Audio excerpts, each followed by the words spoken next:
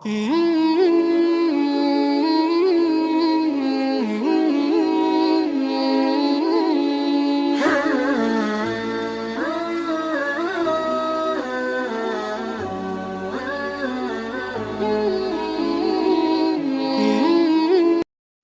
أبي هريرة رضي الله تعالى عنه قال قال رسول الله صلى الله عليه وسلم يكون في آخر الزمان دجالون كذابون يأتونكم الأحاديث بما لم تسمعوا أنتم ولا آباؤكم فإياكم وجههم ولا يضلونكم ولا يفتنونكم أو كما قال رسول الله صلى الله عليه وسلم رواه مسلم في الملهم مشكات بركات أشترمات مسند عبد الرزاق مسند أبي شيبة وغير ذلك 50 كتابا صحيحا আল্লাহর হাবিব সাইয়্যিদুল মুরসালিন ইমামুল মুরসালিন আখিরি নবী নূর নবী হায়াতুন নবী মুহাম্মদুর রাসূলুল্লাহ সাল্লাল্লাহু আলাইহি ওয়াসাল্লাম পাক জবান মুবারকে শাদ মুবারক করেন এ দুনিয়ার মুসলমানেরা ১৫০০ বছর আগে হাজার বছর আগে আমি আখির রাসূল ভবিষ্যৎবাণী করে যাচ্ছি ইয়াকুনু হবে ফি আখির জামান আখির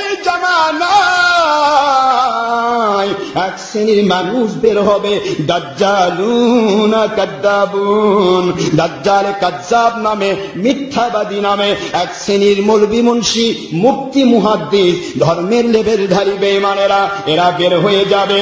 এরা কি এদের পরিচয় কেমনে পাবে, কেমনে বুঝবে এরা দাজ্জাল, কেমনে বুঝবে এরা কাযযাব? এদের চেহারা থাকবে আল্লাহওয়ালার মতো, এদের শরীর থাকবে আল্লাহওয়ালার মতো, এদের পোশাক পরিচ্ছদ থাকবে আল্লাহওয়ালার মতো, সব কাজ তারা দেখাবে আল্লাহওয়ালার মতো, কিন্তু দাজ্জাল কাযযাব তোমরা প্রমাণ করবে কেমনে?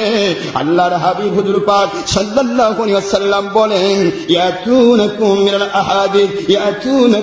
আহাদিস এমন সব হাদিস তোমাদের কাছে বলবে, এমন সব কথা তোমাদের কাছে বলবে বিমা লাম তাসমাউ আনতুম ওয়ালা আবাউকুম যেগুলি তোমরা কোনদিন শোনো নাই, তোমার বাপ দাদা 14 পুরুষ কোনদিন শোনে না। আল্লাহু আকবার বলে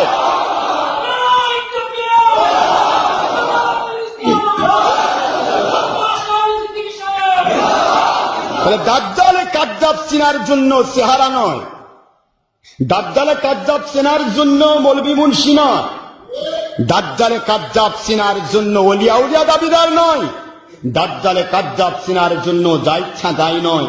আমার নবীজি সেন্টম দিয়েছেন তারা এমন সব কথা বলবে যা তোমরা কোনোদিন শোনোনি, তোমার বাপ দাদা 14 পুরুষ কোনোদিন শোনেনি।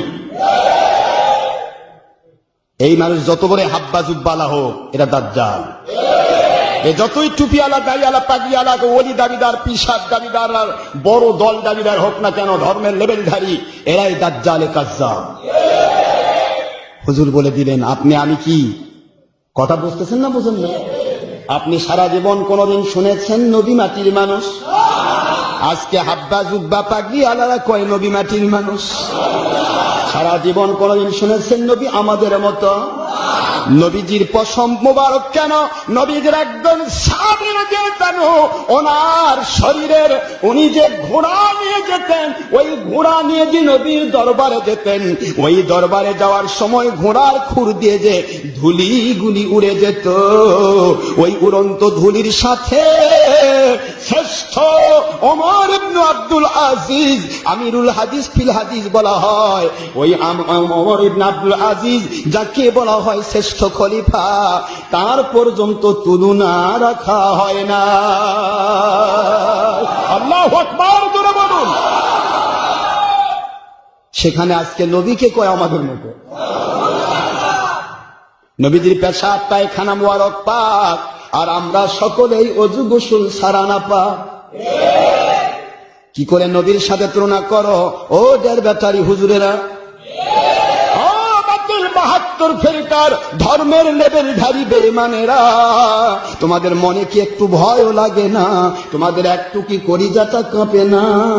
ঈমান থাকলে তো যাওয়ার চিন্তা থাকতো, হাই হায় আমার ঈমান চলে যাবে। আসলে তোমাদের ঈমান নাই, ৮৮ সালের বন্যায় ধুয়ে মুছে ভাটির দিকে বিদায় হয়ে গেছে, যার কারণে ঈমান যাওয়ার ভয় তোমাদের থাকে না। ইমান তো যাবে, থাকলে তো যাবে, এটা ইমান নাই তো যাবে কি? উপরে লেভেল আছে, দুধের লেভেলে মদ, দুধের লেভেলে। আপনারা কি রাগ করতেছেন? মন খারাপ হচ্ছে না তো? সত্য কথা, সত্যবাদীদেরকে মধুর চাইতে মিষ্টি লাগবে, কারণ মধু খেলে জিহ্বার নিচে গেলে তখন আর ভালো লাগে না, কিন্তু সত্য কথা জান্নাত পর্যন্ত মজা। আর সত্য কথা মিথ্যাবাদীর কাছে বিষের চাইতেও বেশি তিতা লাগবে, কারণ বিষ খেলে মরে, আর মিথ্যার পথে চললে জাহান্নামের আগুনে জ্বলে। কথা কি বুঝতে পেরেছেন? আমি আপনাদের খেদমতে বলছি, সত্যবাদীকে আমাদের সত্য কথা ভালো লাগে। দলের স্বার্থে যদি আপনি বাঁকা না হন, অর্থের স্বার্থে, দুনিয়ার স্বার্থে যদি আপনি কুঁজা না হন, আল্লাহর কসম ডক্টর আশরাফ সিদ্দিকীর একটি কথাও আপনার কষ্ট লাগবে না। যদি কষ্ট লাগে, বুঝবেন আপনি আল্লাহ এবং নবীকে মানার জন্য ইসলাম বলছেন না, মানছেন না, আপনি দল আর দুনিয়ার স্বার্থে ইসলামের লেভেল ধরেছেন। মুখস্থ করে রাখুন, এ কথাগুলি খুবই ভালোভাবে জেনে রাখা দরকার, কারণ আমরা কাউকে হিট করার উদ্দেশ্যে কথা বলি না, আমরা বলি মানুষকে সংশোধন করে দেওয়ার জন্য।